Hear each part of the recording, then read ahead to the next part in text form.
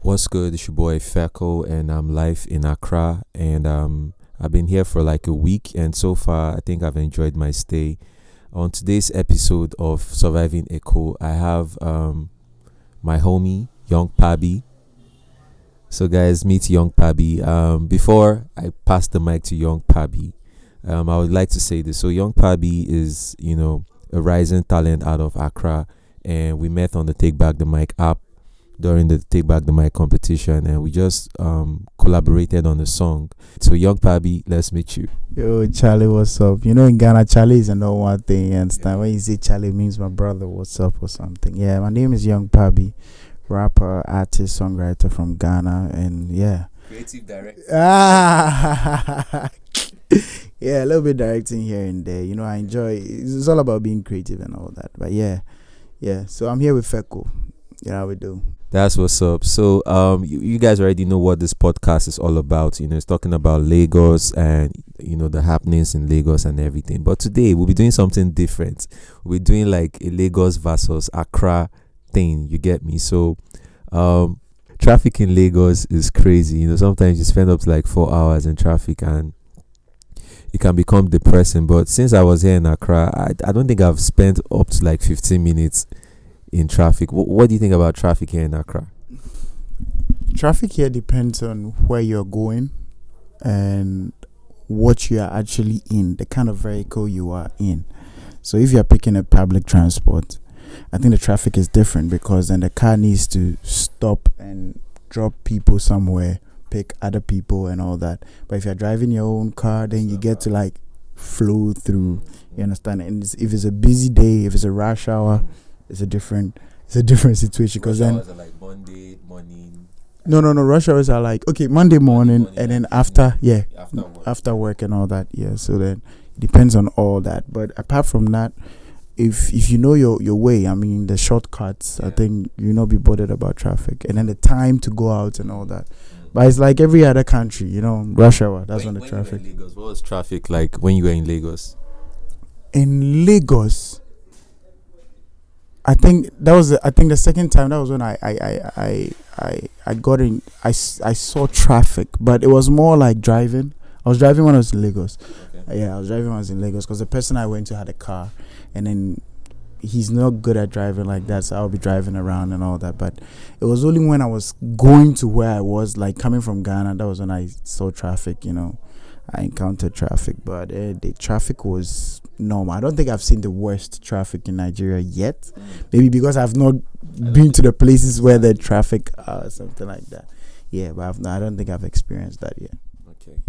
So that's fair enough, actually. But I think if you've been to places like Lagos Island, Ajah, like into, like deep into Lagos City, you're definitely going to experience traffic. Even on the mainland in Lagos, there's huge traffic there, and I think one of the reasons is because we don't have like so many alternative routes for other cars to pass, but now I heard they're constructing more roads and, hopefully, one thing about projects in Africa, not just Nigeria, a certain minister, or should I say a president or governor, might start a project when he resumes office, and he's not going to finish that project till the next election. So that's what they do. So when they re-elect them for the next office, they will continue from where they stop so that they'll keep embezzling more money. It's crazy, man. So yeah, that's about traffic. But you shared something with me before we started recording about your experience in Oshodi, and I think that was what even triggered me to record this podcast. Please, we would like to hear what happened to Yung Pabi in Oshodi. So that's a name I'll never forget. Oshodi. Like, I can forget everything in the world, but I'll not forget Oshodi because it really had an effect on me. Not like a crazy effect, but then like an experience. You understand? So I think I left for Nigeria on Wednesday. We were not supposed to I think they said we should wait. The person I was going to, the mother was like, "Yo, you guys should wait and come on Friday." But we're like, "No, why don't? Let's just go." So we left on Wednesday. And then that same Wednesday, I think we left early. We left very early. We picked a bus from Ghana, and then it was a cute bus. It was very fast. So we're in Nigeria. I've forgotten the name. I don't know the name of where we got to, but we got there around let's say 4 p.m. 4 p.m. Yeah. So 4 p.m. I remember when we got down, we had to walk to some place and pick public transport. Ghana here is called Chotro. We picked that, and that was when we dropped at Oshodi. So when we picked the Chotro, I paid because I changed some naira. Yeah, so I paid and I placed my wallet in my bag. Now I had a lot of stuff in my bag. I had clothes. I had a lot of things in my pomade and whatever, anything I'm going to use. And there was one big bag behind me, and I placed it in my bag. And then from there, I think we alighted at where we know Oshodi. We call Oshodi. I didn't even know what's called Oshodi. And the person I was working was actually a female, so it was like, oh, let's pass here. So I think the place looked familiar in terms of, it's like a place in Ghana called Fecko, Gelo, or even Accra. You understand? Like a lot of people walking up and down, everybody's busy and all that. People were tight together and all that. So passing through all these people I was actually following the person I was with here. So I made sure I kept in contact. And then when we got to where we're supposed to pick another car to where we are going, I opened my bag and there was no wallet. I was like, wow. No, wait a minute. Between where the car stopped and where we're going to pick the car, we're walking through people, like, body touching body and all that. Where I placed my wallet was in the middle of my clothes. So, how? Wait. That's magic, man. And it looked like if somebody could have taken that wallet from here to here, a lot of people saw it. I think it should be obvious, because the bag was behind me. For someone to open it and putting his hand inside my bag, people should see it. Or maybe people saw it, or should I say the people that saw the whole thing happening, they also like part of the gang or something. They'll still collect their cuts or something, because it's like a community, When they see people doing stuff, they don't want to snitch because they know the person doing. They'll go meet that person later and collect their cuts of the whole thing. This was like a whole public, like we're in a public space. If even someone is following you, people are coming the opposite way. Bro, my wallet had all my money with my ID cards and everything. Bro. So it was when we got down, we got into the car, and that was when I was looking for my money. We were in a car actually. Like, yo, my money. It was like, which money? My wallet. Oh no. So we had to get down. And people were like, yo, where are you going? I just tried to trace where we came from. It was about 1,000 Ghana cedis. Okay. Yeah, so it was like 500 cedis. Yeah. So half was naira and half was cedis. That's a lot of, and even the money should go, the ID card. Yeah. We had to wait for 2 or 3 years, or I think a year or two, to get another one, because that's when they'll be voting. And bro, the stress. Crazy. And then that was when I heard the name of the place, Oshodi. So you never forget Oshodi. So no, actually, when we got to the house, and the mother, we were trying to explain, where now? And then the person was like, Oshodi. I was like, Oshodi. I was like, what is Oshodi? This is the name of the place. It's like a place. I was like, damn, that's just like Fecko. So I actually blamed the person I was working with, because the person could have told me, oh, Charlie, this place, you have to be careful. Because when I'm taking someone to Fecko and the person is new, I'll be like, yo, Charlie, this place, just hold your phone. So I blamed the person full time. And then she was saying, okay, she didn't know my wallet was in my bag. It could be in my pocket. I could be holding it. Because if my clothes are in mine, but who's going to take your clothes? But because it's like wallet, she didn't think it was going to be in my bag. I was like, wow. And how they picked that wallet, only God knows. You have to open the bag, dip your hand inside the bag. Or no, I thought maybe they used juju or something, because at the end they could know there's something here. I'm just going for that thing straight, because where it was, bro, and because body is touching body, there's no way you're going to feel like there's a pressure on your back. And the bag was very huge. It was like a traveling this hiking bag. Okay. Yeah. A backpack. Yeah, backpack. Yeah. It's heavy. Wow. It's like, whoa, my experience at Oshodi, man. So I never forgot that name. Anytime I hear Oshodi, I'll be like, yo, these people, bro, that's a very crazy experience. I had to go to Nigeria and then, go through all the stress. Like, there are things I wanted to buy. I couldn't buy them. And you're going to visit somewhere, you can't worry the person and say, oh, give me money to do this. So I had to let them send me money from Ghana again, bro. That experience, but that's Nigeria. That's like a cool welcome for me. Yeah, that's what they say. That's what they say. Welcome to Lagos. It's crazy, man. On that notorious place you should look out for in Lagos is Mushin. Yeah, that's actually my hood, and Ojuelegba. There are a lot of places like that too. But it's one thing in Africa, like across Africa, there are places.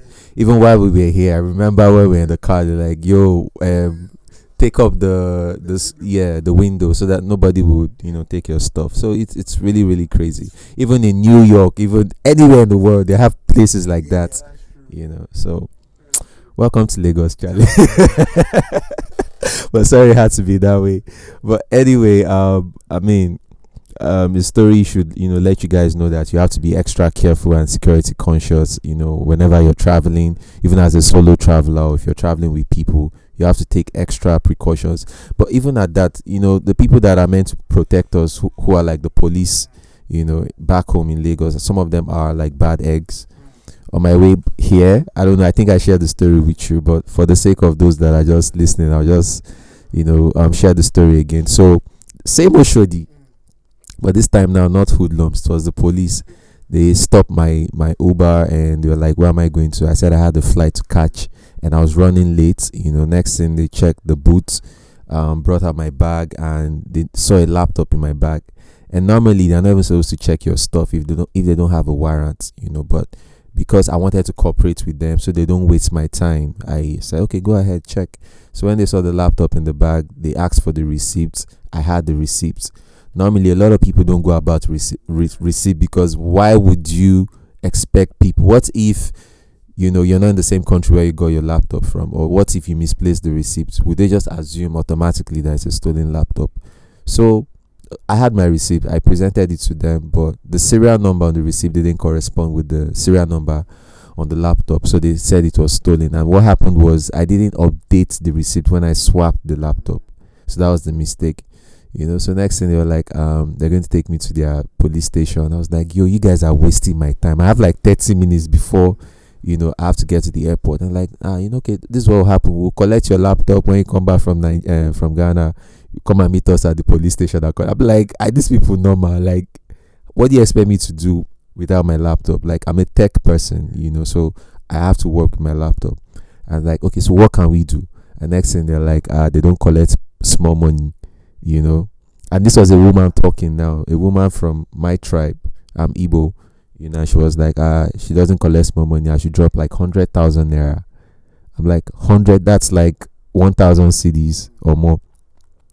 I'm like, how much is the laptop? This laptop is not even up to 150. And you want to collect? So are you robbing me? Like, do you want to steal the laptop from me? I'm like, nah. Like, so at the end of the day, they ended up collecting like, I think 30K. From my laptop before. And now they didn't even collect transfer. They made me use the POS. You understand? So that I'll give them cash, so that it won't be traced to them.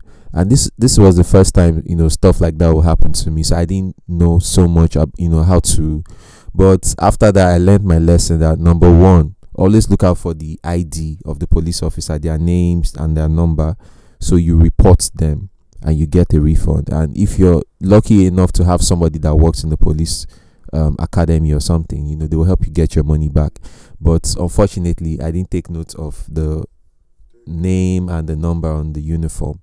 So yeah, that was one horrible experience, and I felt really bad. But at the end of the day, I don't think the money they collected from me will be used for anything good, because you're collecting course money, for yourself, your family, and everything. So it's really crazy, and I don't know when this is going to end, because just a few years ago we were protesting about police brutality, oppression at the Lekki toll gate, and fast forward to 2022, the same thing is still happening. And the guy self that ordered the whole thing is contesting for president next year. So we are tired. We don't really know how that change we are craving for in Nigeria will come. If I don't know what J.J. Rollins did here in Ghana that made everything, but maybe we need to apply that same thing. Yeah, for real, man. Like, we need to, But that's by the way, and it didn't spoil anything. When I got here, I had mad fun, I'm not going to go into all that. So yeah, that's about traffic and the lifestyle and everything. But I also think Ghana and Lagos, we share some things in common. For a moment I thought I was still in Lagos when I saw the roads. Like, it's almost the same thing, same people, everything. Even the pidgin language is almost the same. It's just that there's little difference, and I think I've learned some. When you want to say leave arm, you guys say left arm. All I heard, I was like, yo, man. So do you want to talk more about like Ghanaian pidgin? Like, let me see. Okay, so with the Ghanaian pidgin, I feel it was actually derived from here in Nigerian stock. Yeah, but our pronunciations are different. They are different from your pronunciations. So, and we more like, I think, do you people speak the British English? yeah, we do. Okay. So that's because ours is always, we want it to be clear. We are pronouncing it the way they pronounce it. Yeah, so Charlie left farm. You understand? Yeah, we left farm.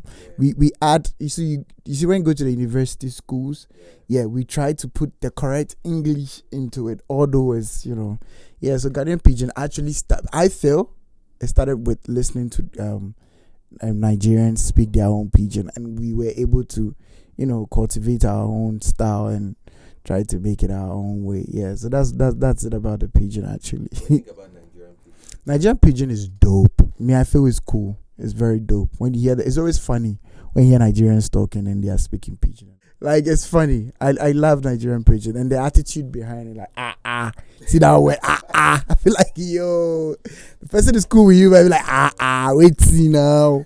You understand? It's so dope. I like it. Nigerian pidgin is dope. I like it. Yeah. All right.